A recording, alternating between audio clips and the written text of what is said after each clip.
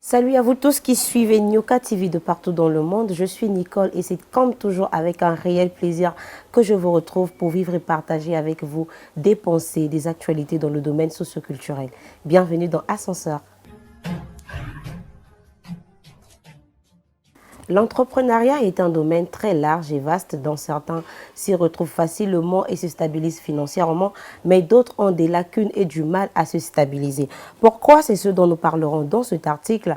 Voilà pourquoi je reçois sur ce plateau M. Paul Ninas, avec qui nous débattrons sur la problématique de l'entrepreneuriat au Congo. Ladies and gentlemen, sans plus tarder, nous allons le laisser se présenter à vous et on se retrouve tout juste après. Bonjour, je suis Monsieur Paul Ninas Bonjomboui, je suis fiscaliste de formation, j'ai étudié à l'École nationale d'administration à Lomé. Aussi, je suis entrepreneur, précisément dans une entreprise Ninas Action qui a pour objectif de mener des prestations de services, plus précisément sur l'accompagnement des artistes et sur les prestations concernant les gestions financières. Monsieur Paul Ninas, bienvenue à vous sur ce plateau. Alors, on entend beaucoup de gens dire « je suis un entrepreneur ». De prime abord, qu'est-ce qu'un entrepreneur? Ou encore, s'il faut dire, c'est quoi, comment vous définissez le mot entrepreneuriat? Autrement dit, je recommencerai par ce bonjour. Je pense que cette émission auquel vous m'avez fait part et tous les téléspectateurs qui nous écoutent et nous regardent, à la fin de cette émission, j'espère qu'ils pourront tirer profit des connaissances et de l'apprentissage de ce domaine. L'entrepreneuriat recouvre des activités dans lesquelles on a pour objectif de réaliser un bénéfice. Mais ce bénéfice ne va pas de pair seul. Pour cela, il faut un entrepreneur. L'entrepreneur est défini comme une personne ayant des capacités financières, accompagnée d'une ressource humaine pour tirer profit des ressources financières, comme je peux me le dire. Existe-t-il une procédure à suivre encore s'il faut faire des études spécialisées dans le domaine pour devenir un entrepreneur? Bon, pour devenir un entrepreneur, je ne vous mentirai pas, c'est vrai. Il y a des formations pour cela, mais par rapport aux réalités de notre pays, je pourrais tout simplement dire qu'on peut devenir entrepreneur. Mais pour cela, il faut un accompagnement financier. Quel est le chiffre d'affaires qu'il faut avoir pour débuter dans le monde d'entrepreneuriat? Cela dépend des activités. Un exemple simple, pour une personne qui veut ouvrir un dépôt, pour cela, il lui faut connaître réellement le prix d'achat du produit. Concernant la brasserie Bralico, le prix d'achat des produits concernant la brasserie Brasco. De là, on pourra mettre en place une politique sur savoir aussi réellement le loyer à payer. Et on pourra accompagner ça par le patrimoine, donc bureau, chaises, calculatrices et autres. Donc cela dépend en fait de l'activité. On ne peut pas entreprendre une activité sans pourtant connaître réellement dans quoi on va se lancer.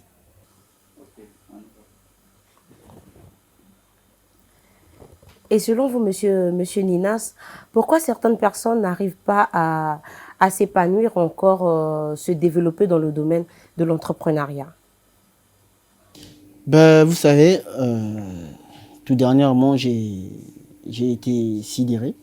Et pourquoi j'ai été sidéré, c'est parce que je me suis un peu posé des questions. Pour cela, il fallait aller plus loin. J'ai mené quelques recherches et j'ai compris que ce qui fait en sorte que la plupart des entrepreneurs au Congo n'évoluent pas, c'est parce qu'ils n'ont pas réellement l'ambition, l'objectif. Je m'explique. Pour mettre en place une activité, il faut une idée. Tout n'est pas une idée. De l'idée, on met en place un projet. De ce projet, on met en place une confiance. Et cette confiance nous aide à mettre en place une structuration, c'est-à-dire la réalisation de l'idée que nous avons dans la tête. Mais aujourd'hui, vous allez constater que sur le terrain, il y a beaucoup d'entrepreneurs qui mettent en place ou créent des entreprises, des activités, mais ne sont réellement pas dans la passion de ces trucs. Vous allez vous rendre compte qu'il y a un manque de déontologie. La plupart de ces entrepreneurs vont à l'encontre de leurs principes. Ils entreprennent des fois des relations avec leurs collaborateurs. De deux, ils mettent en place le conflit d'intérêts avec le personnel qui est à l'intérieur. De trois, ces entreprises deviennent des gagne-pains. C'est-à-dire, au fur et à mesure que l'entreprise fait un bénéfice, ce bénéfice est utilisé à but personnel, au lieu que ce bénéfice soit utilisé dans l'intérêt public, l'intérêt commun. Raison pour laquelle vous allez constater que la plupart des activités qui naissent n'ont pas une pérennisation à long terme. Et il faudrait, avant de se lancer, il faudrait que la personne puisse avoir quelqu'un qui va le diriger, ou bien seul, c'est possible d'être entrepreneur seul. Évidemment, il nous faut quelqu'un. Parce que quelqu'un ne peut pas se lancer au hasard comme ça. Pour cela, il faut être accompagné précisément par une personne qui est soit dans ce domaine, ou une personne qui n'est peut-être pas dans ce domaine, mais qui accompagne ces personnes qui sont dans ce domaine, comme des cabinets comptables, donc si je peux me le permettre. Autrement dit, aujourd'hui, je parlerai de moi. J'ai mis en place une activité qui s'appelle Ninas Action, qui accompagne la plupart des entrepreneurs qui sont dans le secteur informel comme formel. Donc ceux qui ont un chiffre d'affaires à moins d'1 million, pour leur permettre de pouvoir savoir réellement comment fonctionne leur activité. Vous allez constater aujourd'hui qu'il y a beaucoup de personnes qui entreprennent des activités comme des bistrots, si je peux me le permettre. Ces activités fonctionnent. Mais est-ce que ces personnes ont réellement la connaissance de comment ils sont en train de faire fonctionner leur activité? Les revenus, les dépenses, les pertes, la qualification du personnel. C'est toutes ces, je peux dire, tous ces aspects qui mettent en compte et qui mettent en valeur le fonctionnement d'une entreprise. En tant que fiscaliste, vous avez travaillé avec pas mal d'entrepreneurs, j'espère. Et est-ce que vous avez remarqué des petites erreurs que certains entrepreneurs ont eu à commettre ou des choses qu'il ne faut pas faire lorsqu'on est entrepreneur? Oui, parmi ces erreurs, je parlerai d'un conflit personnel. Dans ce conflit personnel, c'est la plupart des personnes qui entreprennent ont tendance à embaucher les membres de leur famille. Cela coince déjà une entreprise à aller plus loin. Oui, évidemment. Pourquoi? Il y a un conflit d'intérêts. Je m'explique. Moi, je suis l'oncle. J'embauche un de mes neveux. Pensez-vous que ce neveu-là, tel qu'il est embauché, qu'il fasse bien, qu'il fasse mal, j'aurais un mot à dire sur lui? Bon, mais moi, je pense que cela dépend de l'influence que l'oncle a envers son neveu, peut-être.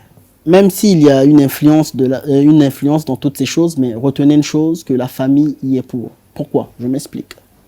Quand vous embauchez votre neveu, vous ne l'embauchez pas à huis clos. Autrement dit, vous asseyez, vous en discutez. Non. Ouais. Quand vous voulez l'embaucher, vous voulez demander l'avis d'abord de vos propres parents. Et en demandant l'avis de vos parents, vous allez aussi demander l'avis des parents de votre neveu. Mais là, déjà, il y a un conflit. Pourquoi? Il y a 4 personnes qui rentrent en jeu. Évidemment, autrement dit, le jour où vous aurez l'idée de vouloir l'écarter, la famille va s'insérer et va s'ingérer. Mais si la famille s'ingère, vous êtes pris à double couteau.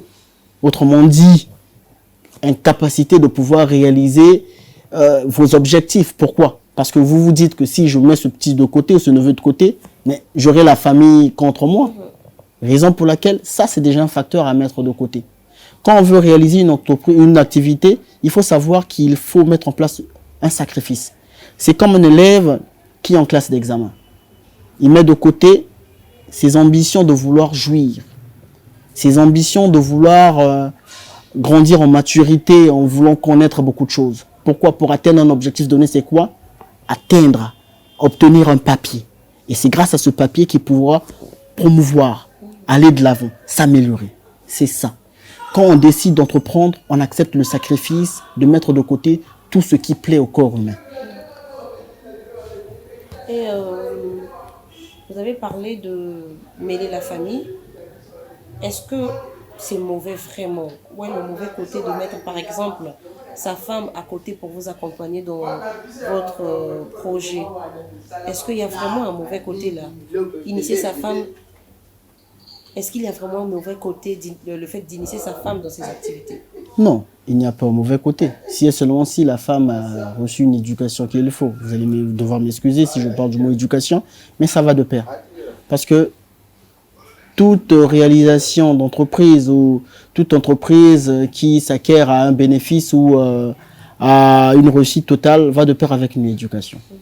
Parce que vous allez comprendre, Madame Nicole, aujourd'hui, si dans beaucoup de domaines nous avons du mal à aller de l'avant, c'est parce que nous n'avons pas l'amour du sacrifice et l'amour de la nation. En mettant l'amour du sacrifice et de la nation, on arrive à obtenir un résultat appréciable. Donc quand vous décidez de mettre votre femme à l'intérieur ou vous voulez l'insérer dans l'entrepreneuriat, elle doit elle-même d'abord aussi avoir la volonté. Tout va de pair avec la volonté. Moi, mon père, quand il a décidé de m'insérer dans ce business, au début, je ne voulais pas. Pourquoi? Parce que je ne me retrouvais pas. Mais avec le temps, avec les réalités du pays, j'ai compris. Il était bien trop tard, mais il fallait le faire. Pourquoi? On dit que ce sont nos erreurs qui nous aident à devenir des légendes. Oui. Grâce à nos erreurs, nous apprenons beaucoup de choses. Il est facile de porter une critique sur quelqu'un, mais difficile de se relever face à une critique ou face à une faute. Raison pour laquelle, pour moi, je me dis que oui, c'est possible, mais il y a un risque là-dedans. Quand on entreprend, il faut savoir avec qui travailler. Parce que la réussite d'une entreprise va de pair avec le personnel, comme je vous l'ai dit, et les financements que vous allez mettre en place. Et en République du Congo, on note deux catégories d'entrepreneurs. Il y a ceux qui sont dans une classe élevée et ceux de la classe basse. Mais dans la classe basse, nous remarquons qu'il y a certains entrepreneurs. Je prends par exemple une dame qui veut peut-être des friperies. Évidemment. Et qu'elle refuse d'arriver à un stade d'avoir une boutique. En fait, elle vend au bord de la rue. Et elle ne veut pas élargir son commerce de peur de pouvoir payer des taxes, des impôts. Est-ce que tu penses que c'est vraiment logique de ne pas vouloir épanouir son activité par crainte de faire certains règlements aux autorités? Oui, tout s'explique, Madame Nicole, tout s'explique. Posez-vous une question. Dernièrement, j'ai suivi ça sur Vox TV. Aujourd'hui, nous avons constaté que la plupart des consommateurs congolais préfèrent acheter des friperies plutôt qu'aller en boutique. Mais pourquoi? Parce qu'il y a une taxation.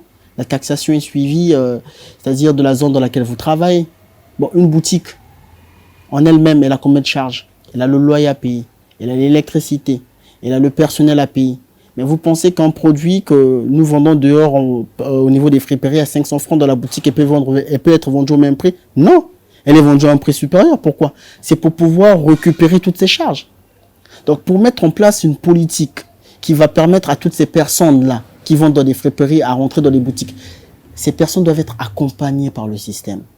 Quand je parle d'accompagnement par le système, c'est-à-dire leur donner la possibilité d'être exonérés pendant une période donnée. Je ne parlerai peut-être pas d'une année, mais au moins de 6 mois, 7 mois, 8 mois, pour leur permettre de pouvoir avoir un capital en revenu qui les aiderait à réinvestir cela. Mais cela aussi doit être accompagné. Parce qu'une personne qui décide d'entreprendre une activité, comme je vous le dis, c'est pas facile, Madame Nicole. Entreprendre demande une connaissance et demande d'être accompagnée. Une personne, quand elle décide d'ouvrir une activité, elle est plus basée sur le bénéfice qu'elle aura à court terme. Or, il y a des entreprises, des cabinets qui sont là pour les aider. Pourquoi? Parce que quelqu'un qui décide d'ouvrir une activité, qui limite sa pensée à un court terme, on pourra l'aider à aller plus de l'avant. Lui dire, bah, écoute, tu as commencé par des arachides. Mais en ayant des arachides, après une année, on a constaté que oui, tu arrives à t'en sortir. Mais au lieu de t'arrêter là, tu peux aller plus loin de cela. Donc, de par les arachides, ne t'arrête pas avec cette activité, mais va ouvrir une autre activité qui pourra compenser. Parce qu'en créant une activité, on met en place l'opportunité. Et cette opportunité va de pair avec quoi? Des manquements. Donc, moi, je décide d'ouvrir une activité qui vend des arachides. Mais est-ce que dans le coin, il y a quelqu'un qui vend de l'eau? Non. Je vais m'appuyer sur ça. Mais pour cela, on est de fois obligé d'être accompagné. Si vous venez de nous rejoindre, sachez que vous regardez Ascenseur, votre espace talentueux.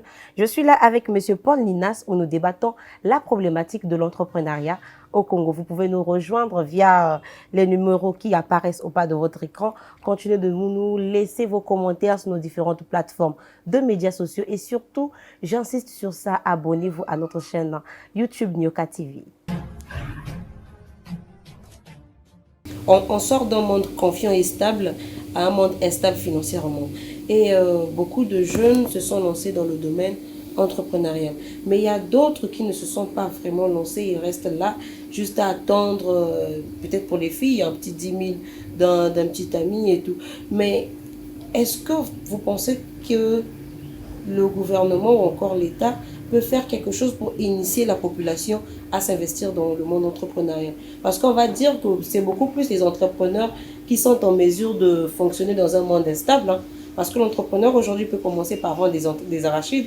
À un moment donné, ça ne fonctionne pas. Oui. Il laisse des arachides pour faire autre chose. Oui. Vous pensez que l'État peut faire quelque chose pour essayer d'améliorer cette situation-là? Oui, évidemment, l'État Surtout peut... du côté de la jeunesse. Évidemment, oui, l'État peut faire quelque chose.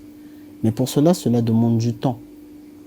Pourquoi je dis que cela demande du temps? Parce que l'État, en sa personne morale, elle a d'autres difficultés actuellement qu'elle est en train de vouloir régler. Et dans ces difficultés, pour pouvoir accompagner ces jeunes, il faut pouvoir pallier à ces problèmes. Mais l'État aussi a besoin d'un coup de pouce de ces jeunes. L'État ne peut pas se réveiller un bon matin pour dire je vais accompagner ces jeunes. Mais c'est à ces jeunes aussi de se montrer capables, de se dire oui, aujourd'hui l'État accompagne moi.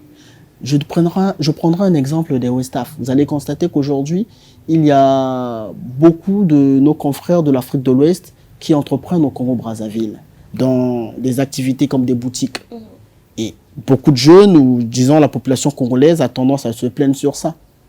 Mais pourquoi beaucoup de personnes n'arrivent pas à réussir ou à entreprendre dans ce domaine?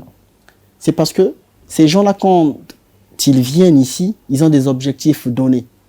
Et ces gens ne vivent pas de ces activités. La plupart des personnes qui y travaillent ne sont que des travailleurs.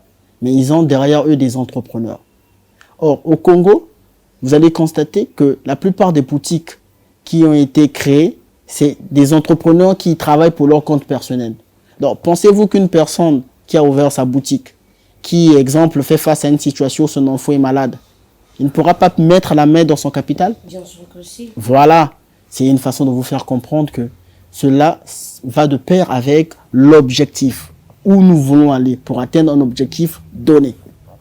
Et donc, si on comprend bien, il faudrait d'abord que la jeunesse elle-même se dénonce ou encore se rapproche auprès de l'État afin de demander de l'aide. Évidemment. Pour que l'État soit en mesure de mettre peut-être des activités afin de les motiver à s'imprégner du monde entrepreneurial. Évidemment. Ok, nous nous approchons petit à petit de la fin de cet entretien qui a été très instructif.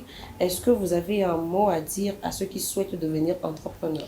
Tout simplement ce que je voudrais dire à toutes ces personnes qui veulent entreprendre, c'est de ne pas baisser les bras. Aujourd'hui, des personnes comme des Steve Jobs, des Bill Gates, ils ont réussi dans ce domaine, c'est pas d'un coup de pouce. C'est parce que ces personnes aussi ont eu à commettre des erreurs. Ils ont tenté un projet. Ils ont mis en place un projet. Ça n'a pas marché. Mais à la fin, il y a eu un aboutissement. Pour cela, il faut de la patience, le sacrifice et la persévérance. Persévérer. C'est dans la persévérance qu'on arrive à atteindre un objectif donné. C'est comme une personne qui décide d'acquérir un bien. Et quand je parle de bien, exemple de l'amour. Un homme qui décide de vouloir entreprendre, de vouloir créer un foyer avec une femme. Pour cela, il faut un sacrifice. Pourquoi? Parce que c'est deux visions différentes. Mais ces deux visions différentes doivent se réunir avec des promesses, avec une politique, avec une idéologie qui va de pair pour atteindre un objectif donné. Ne baissez pas les bras. Avec un petit 1000 francs, vous pouvez déjà commencer à entreprendre une petite chose qui peut vous aider à obtenir, c'est-à-dire une valeur ajoutée au-delà. Ne baissez pas les bras. Une question, monsieur Paul Ninas. Qu'est-ce qui vous a poussé à devenir entrepreneur? Vous avez parlé de Ninas Action tout à l'heure. Évidemment. Qu'est-ce qui vous a poussé à devenir entrepreneur? Quelles étaient vos motivations au départ? Je suis devenu entrepreneur, comme je vous l'ai dit, Madame Nicole, c'est parce que j'ai vu une opportunité. Laquelle, par exemple, si je peux me le permettre? Accompagner toutes ces personnes qui ont des activités. En me présentant, je n'ai peut-être pas fait part de mon parcours. J'ai mené un stage dans un cabinet appelé Kakoges. Et c'est de par ce cabinet que j'ai compris tout simplement qu'il y a beaucoup à faire. Aujourd'hui, la plupart de nos cabinets travaillent avec des entreprises qui ont des chiffres d'affaires plus élevés. Raison pour laquelle vous allez constater que ceux qui ont des chiffres d'affaires plus bas ont du mal à être conseillés. Et moi, j'ai vu de là une opportunité. Et cette opportunité m'a permis aujourd'hui à me rapprocher de ces personnes, à les accompagner, à les faire comprendre que il n'y a rien d'anormal. Tout est normal. Aujourd'hui, une autre statistique a été menée que le secteur informel rapporte plus. Pourquoi? Vous allez constater qu'une dame qui vend du manioc et gagne quelque chose à l'intérieur, avec cet argent, elle permet de payer les cours de son enfant. Avec cet argent, elle permet de se retrouver dans un bistrot pour pouvoir partager une bière. C'est déjà une valeur ajoutée. C'est pour vous faire comprendre que le secteur informel joue un rôle très important.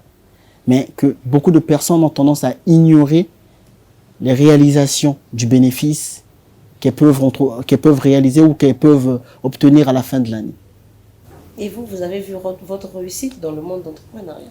Évidemment, j'ai vu. Et est-ce que vous avez rencontré des difficultés au début? Ou même aujourd'hui, est-ce que vous rencontrez des difficultés? Oui, je rencontre des difficultés. Dans quel domaine? Dans ces difficultés, je parlerai de la confiance. C'est avec le temps. Je ne les juge pas, mais je comprends. Elle va de pair avec une confiance. Aujourd'hui, quelqu'un qui décide de mettre son argent pour acquérir un revenu et des bénéfices ne va pas se laisser influencer facilement. Pourquoi? Nous venons, nous les expliquons, nous les présentons nos rapports, mais il y a toujours des fois de l'inquiétude, le doute. Nous les comprenons, mais avec le temps. D'où, quand je parle du temps, je prendrai toujours l'exemple de cette entreprise appelée Impérial. Avec le temps, elle a pu gagner en maturité. Pour un début, vous allez constater que la plupart des activités au Congo fonctionnent avec la présence de leur PDG ou de leur DG. Mais Impérial peut fonctionner aujourd'hui sans la présence de son PDG. Et cela montre à quel point qu'il y a des activités qui arrivent maintenant à faire confiance à des activités ou à des cabinets de conseil comme nous autres. Et vous avez parlé que vous êtes vous avez dit que vous êtes un producteur. Oui. Producteur dans quel domaine et comment ça a débuté comment c'est arrivé que vous puissiez devenir producteur? Pour cela, Madame Nicole, je ne pourrais peut-être pas aller en profondeur, mais je suis un amoureux de la musique. Étant jeune, j'ai commencé à m'intéresser par la musique. Je ne dirais peut-être pas à les clipper, mais j'ai été dans des studios pour enregistrer. Mais vous savez qu'en Afrique, il y a des domaines où les parents n'acceptent pas que leurs enfants évoluent. Personnellement, moi, je n'ai pas eu, je ne parlerai pas de chance, mais je n'ai pas eu un accompagnement dans ce domaine. Mais étant donné que moi, je n'ai pas mérité de cela, j'ai mis en place, comme je vous l'ai dit, une entreprise qui accompagne les artistes. Pour un début, ou peut-être pas pour un début, en créant ce truc, cette activité, j'ai voulu aider ces jeunes qui ressentaient l'amour, l'envie de réussir, l'envie de promouvoir, l'envie de s'exprimer, de pouvoir le faire de par mon label Ninas Action Musique, pour sigle NAM. Et je ne sais pas si vous êtes connecté ou vous avez mon numéro, j'ai tendance à chaque fois, deux fois, de publier mes artistes que j'accompagne dans ce domaine. Donc je le fais dans le but d'aider beaucoup de jeunes, les jeunes qui veulent aller de l'avant, les jeunes qui veulent étaler leurs talents, les jeunes qui veulent rendre ce pays plus meilleur dans ce domaine. Et quel est votre conseil à ceux qui sont déjà entrepreneurs? Le conseil que je donnerais à toutes ces personnes qui sont entrepreneurs comme moi, c'est de s'appuyer sur des opportunités, le sacrifice et la persévérance. Rien n'est obtenu par hasard, comme on le dit, nul n'est prophète chez soi, mais il faut avoir le tonus, la volonté de vouloir atteindre un objectif donné. Ne baissez pas les bras, même si vous êtes critiqué, même si pour un début, vous avez du mal à vous en sortir, ne baissez pas les bras. On devient meilleur, c'est en commettant des erreurs et en apprenant de nos erreurs. Et quel est votre mot de la fin pour l'émission Ascenseur qui vient de vous recevoir? Et si vous avez des salutations à passer, la caméra est disposée pour vous. Le mot de la fin, c'est merci à Madame Nicole de m'avoir invité à votre émission. Et j'espère que cela n'est pas seulement un début, mais une continuation. Donc, j'incite et j'appelle toutes ces personnes qui ont entrepris, qui veulent entreprendre, de venir s'exprimer, de venir dire, de venir accompagner et aussi motiver toutes ces autres personnes qui ont cette envie d'entreprendre. Bon, pour remercier les gens, j'en remercierai tout simplement toutes ces personnes qui m'ont fait confiance et toute mon équipe avec laquelle nous sommes en train de travailler ensemble. Parce que on dit que derrière un grand homme se cache une grande équipe. Merci à cette équipe qui m'accompagne. Merci à Madame Nicole pour l'idée, pour la motivation et pour l'envie de vouloir faire évoluer tous ces entrepreneurs de notre pays qui ne sont peut-être pas pris en valeur. ou mise en valeur, mais merci pour cela, Madame Nicole. Je vous remercie. Merci beaucoup, Monsieur Paul Linas, d'avoir accepté notre invitation. C'est par là que nous mettons un terme à cette émission, chers téléspectateurs. Sachez que vous pouvez devenir entrepreneur avec un départ de 10 000 francs. Il suffit de savoir ce que votre entourage aime. Votre répertoire téléphonique peut devenir votre boutique. Avec Ninas Action, vous pouvez avoir une fiabilité, une sécurisation et une pérennisation de vos actifs. Vous pouvez les joindre via Facebook en tapant juste Ninas Action et vous serez dirigé. J'espère vous retrouver une prochaine fois avec un nouveau numéro, mais continuez de vous abonner massivement à notre page YouTube Nyoka TV. On se retrouve à la prochaine. Portez-vous bien. Au revoir.